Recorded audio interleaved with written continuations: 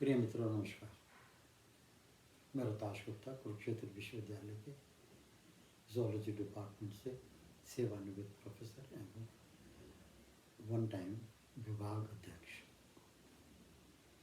इस समय सेवानिवृत्त कार्यों में मैं अपने समय का सदुपयोग अपने हृदय और मन की शांति के लिए कविता सर्जन में करता हूँ। मेरे 16 के करीब काव्य पाठ हो गए हैं, कविता संग्रह हो गए 16, जिनमें से 2 इंग्लिश में हैं और 14 हिंदी।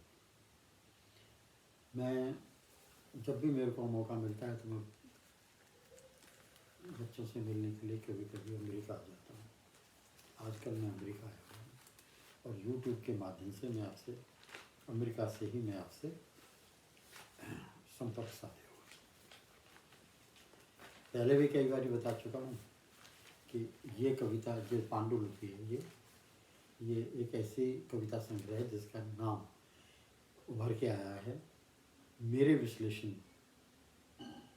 के बिना पर, और वो है हे भारती तू कुलीन है। इसका अगर देखा जाए तो एक ही बात बनती है कि कवि एक चीज़ कहना चाहता है और वो प्रोत्साहित कर रहा है भारतवर्ष के जन जन को, समस्त जनमानस को, कि हे भारत के जनमानस, तू सद्गुणों से भरपूर है, तू नीति और नियम के अनुसार अपना जीवन व्यतीत करता है, शांति प्रिय तेरा स्वभाव है, तू कभी भी किसी पर आक्रमण नहीं करता, तेरे देश ने किसी पर कभी आक्रमण नहीं किया है। इसलिए अब हौले हौले लोगों को, विश्व परिवार को भी ये पता लग रहा है कि भारतवासी जो होते हैं वो शांति प्रिय होते हैं। तो इन सब सद्गुणों के बिना पर फिर भी भारतवर्ष में आज बेरोजगारी है और लोग अपने मन में थोड़े से अनसेटिस्फाइड हैं। तो उसके कारण, एक तो यही कारण है कि भाई वो वाकई में उनके पास में रोज़गार नहीं है, धन नहीं है, साधन नहीं है, और सदियों से और जनरेशन से ऐसा होता चला आ रहा है। और दूसरा ये है कि थोड़ा बहुत, अब चाहे स्पष्ट कहने के लिए आप मुझे क्षमा का दान देना, कि जब अब खुला माहौल मिला है तो लोग उस खुले माहौल में इस समय अब उस तरह का कोई डिसिप्लिन नहीं रहा। और यहाँ तक बात आ गई है कि सियासत के होते हुए अगर कुछ शुभ अवसर, जिनको ग्रेट अपॉर्चुनिटीज़ बोलते हैं, उस पुराने माहौल से छुट्टी पाने को, कभी रोज़गार नहीं है, नौकरी नहीं है, बैंक से लोन नहीं मिलता, साहूकार लोन देता है तो वो मुआफ़क नहीं आता, बहुत सारे कारण हैं, लेकिन आज स्थिति बदल गई है।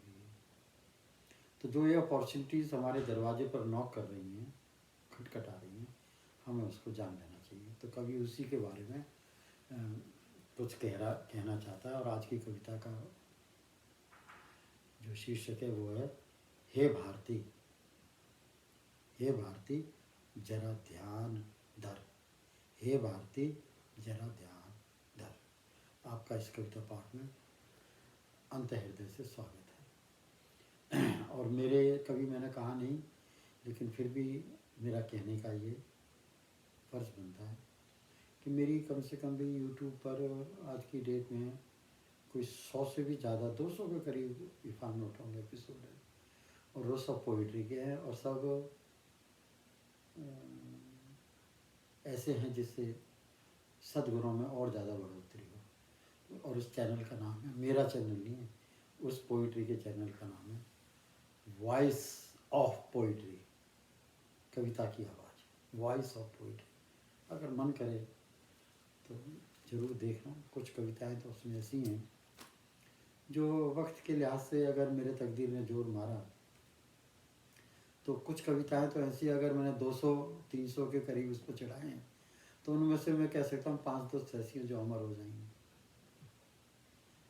तो आप वॉइस ऑफ पोइट्री अवश्य देखना। और मैं शुरू करता हूँ।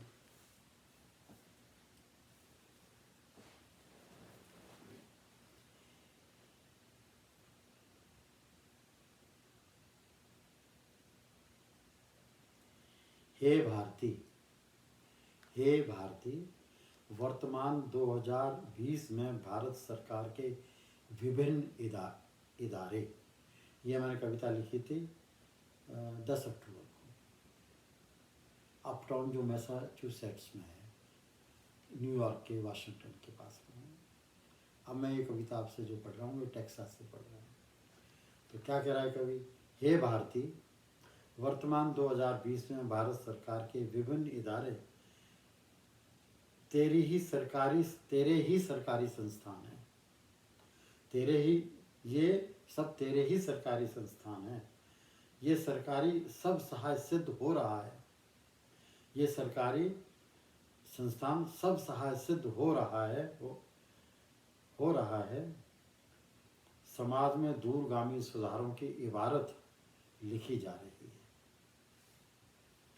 हे भारती, तू इन परिस्थितियों का जायजा तो ले। हे भारती, तू इन परिस्थितियों का जायजा तो ले। हो रहे इन बदलाव में तू भी ओजस्वी बन, ध्यान करके देख। ऊर्जा ही ऊर्जा है, तू भी अपनी जिम्मेवारी निभा। इन तथ्यों का संज्ञान ले। तीजा पद है, हे भारती जरा ध्यान धर, नजरों से निहार तो सही। जो विभिन्न योजनाएं हैं उनको नकारना नहीं चाहिए, सियासत में आकर के नकारना नहीं चाहिए। उनके देखो आपके कौन से माफिक है। अगर आप तरखान है तो आप देखो कैसे आप बाड़ी बने का काम को आगे बढ़ा सकते हैं। अगर आप लेंटर डालते हैं और लेंटर डालने के सरिया से जो वो उससे तार से बांधते हैं, तो देखो कि भाई कहाँ आप जा सकते हैं उसका शिक्षण लेने के लिए। अगर आप नाई हैं तो देखो पहले पुराने ज़माने के नाई से बाहर, उस दुकान से बाहर निकल के आओ। कैसे देखो कि आप कैसे बढ़िया सलून बना सकते हैं जिसमें कुछ ज़्यादा पैसा नहीं लगता, लोन मिलेगा। और आजकल तो लोगों में इतना फैशन हो गया, पहले तो लेडीज़ ही जाती थी उसके लिए सौंदर्य बढ़ाने के लिए, अब तो जेंट्स भी जाते हैं। मैंने खुद देखा है, एक जेंट्स वहाँ बड़ी मुश्किल से आधा घंटा पौना घंटा वहाँ अपना फेशियल कराता है, और मैंने उनको देखा है 1000 रुपये देते हुए। तो नाई भी अपना, वही कहने का मतलब 2 एग्जाम्पल दिए मैंने।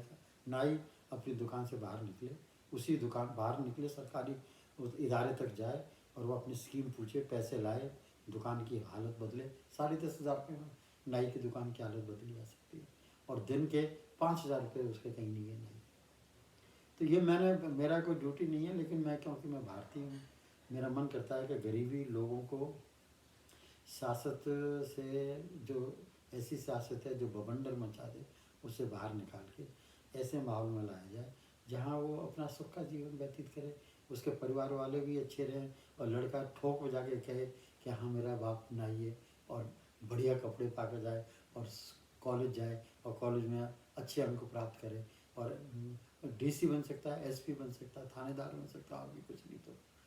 तो ये तभी होगा जब जो ये कवि इसमें कह रहा है। क्या कह रहा है? हे भारती जरा ध्यान धर, नजरों से निहार तो सही। सर्वप्रथम सभी योजनाओं का सरसरी तौर पर अवलोकन कर तो सही। जो स्कीम योजनाएं तुझे माफिक आती हैं, तुम उसी का आलिंगन करके तो देख। तुझे रोजगार भी मिलेगा, काम धंधा भी मिलेगा। तुझे रोजगार भी मिलेगा, काम धंधा भी मिलेगा। खुशहाली तेरे दामन में आएगी, तेरे खुशहाली भी तेरे दामन में आएगी। तेरे घर गृहस्थी की बगिया भी फूल फलों से भरपूर हो जाएगी। अंतिम, तेरे सब दुख दर्द अब जड़ से नष्ट हो जाएंगे। हे भारती, तेरे सब दुख दर्द, हे निर्धन भारती, तेरे सब दुख दर्द अब जड़ से नष्ट हो जाएंगे। तो कदम आगे बढ़ा तो सही। सरकारी योजनाओं से लाभान्वित होने का प्रयास कर तो सही। यह तभी होगा संभव जब तू स्वावलंबी बनने का निर्णय लेगा। और ये तभी होगा कि तू ये सोच ले कि मैंने बस बहुत ले लिया, दुकान मुफ्त का फूड ले लिया, समझे नहीं समझे, स्कॉलरशिप ले ली, फलाना कर लिया, वो कर लिया, अब तो मैं सेल्फ डिपेंडेंट बनूंगा। तो कभी कह रहा है यह तभी संभव होगा जब तू स्वावलंबी बनने का निर्णय लेगा। हजारों संभावनाएं हैं, तू एक का चयन कर ले। हजारों संभावनाएं, आज के भारत में हजारों संभावनाएं और सैकड़ों योजनाएं, तू एक का चयन कर ले। यूं तू अपनी तृष्णा, जीवन भर की पुष्ट दर पुष्टों की जो तृष्णा है, तृष्णा जन्म जन्म की जो भूख है उसको मिटा ले। हे भारतवासी, तू जाग जा और नई जो स्कीम आई है उन नई स्कीमों से अपना भाग जगा ले। धन्यवाद। Thank you.